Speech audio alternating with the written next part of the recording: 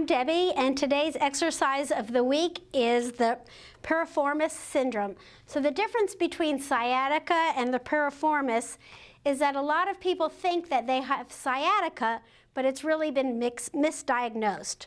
True sciatica is caused by an accident or an injury, but most often it's caused by two vertebrae squeezing the sciatic nerve. This is a medical condition, and it's treated by a doctor or a physical therapist, and it's often managed with medications. But the pain generally starts in the back and goes down the back of the leg into the sciatic. The difference between the Piriformis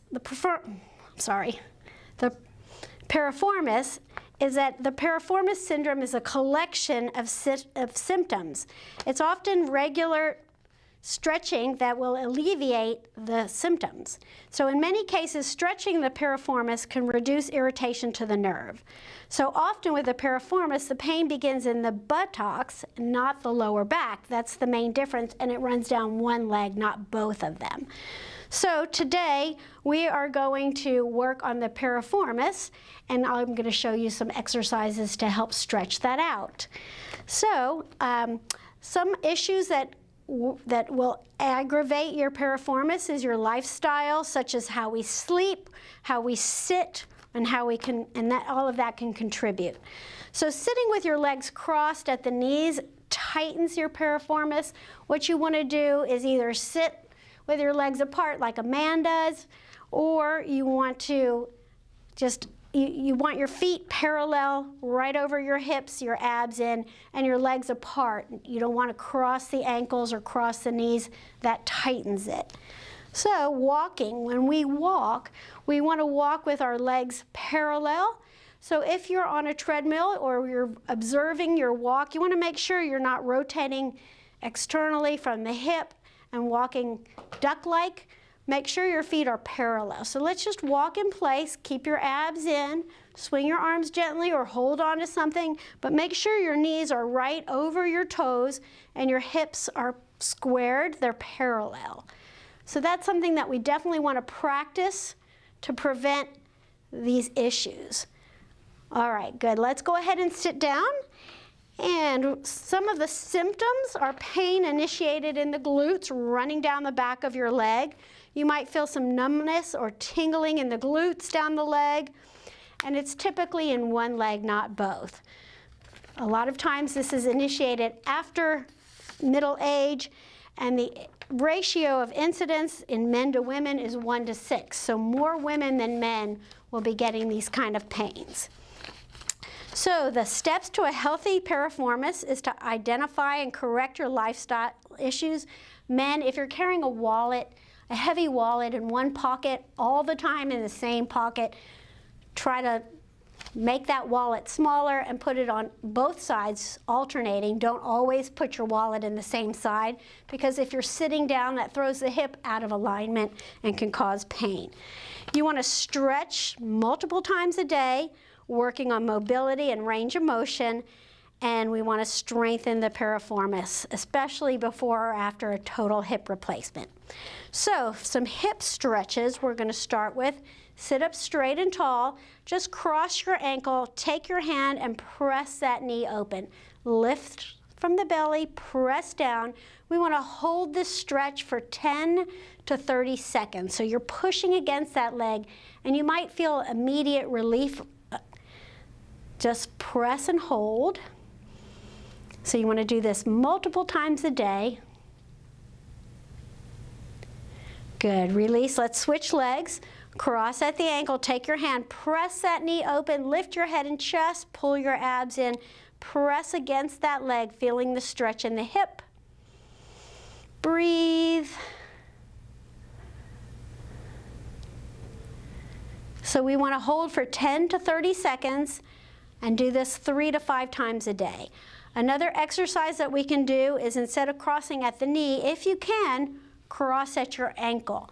Sit up straight, gently lean forward, pressing that knee open, and again, breathe and hold. Relax your shoulders, 10 to 30 seconds. Hold that stretch.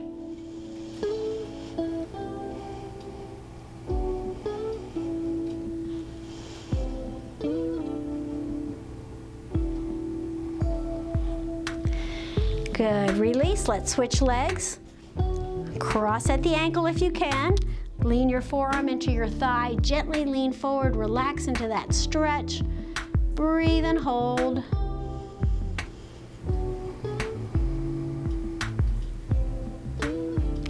So these stretches you want to do multiple times a day. Try to work up to 3 times a day, sometimes 5. All right, we're going to come down to the floor now. So I know many of you cannot get down on the floor. This is something you can do in your bed. So in the morning when you wake up, or at night before you go to bed, you're laying in bed, lie on your back, take your legs apart, and then just gently lower one knee toward the center, and then come back to the center. Lower the knee, come back to the center. Stretching the hip. Press that knee down. Release back to the center. Press the knee down. Release center. So just do about 10 of these on either side. It's a good thing to do these first thing in the morning or right before you go to bed at night. If you can get down on the floor and do them, that's great. Otherwise, just do this laying in bed.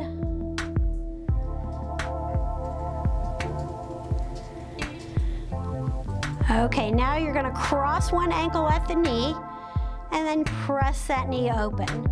So this is similar to what we did sitting, but we're just doing it down on our backs. Press that knee open. Feel the stretch. Again, hold for 10 to 30 seconds.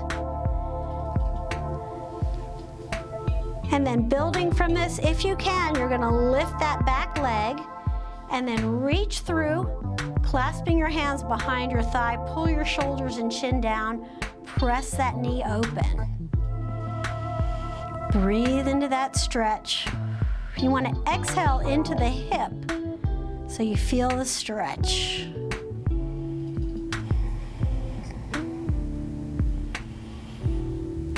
Good, release and switch sides. Press the knee open, take your hand, press the knee and hold. Breathe into that stretch. Most of us have tight hips. This should feel very good. It should alleviate the pain. And then if you can, reach through, clasping your hand behind your thigh. Pull your shoulders down. This is a good place to circle your ankles. If you circle your ankles 10 times in both directions, you know you've held the stretch for a long enough time.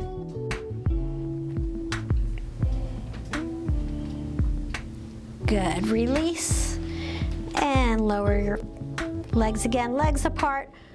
Drop one knee again and then the other. So you want to stretch the piriformis and you want to strengthen it as well.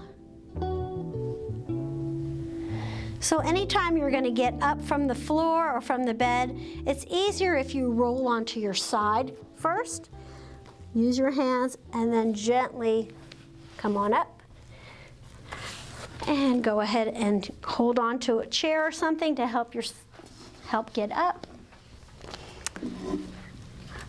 Okay, and those are some hip stretches that you can do for your piriformis.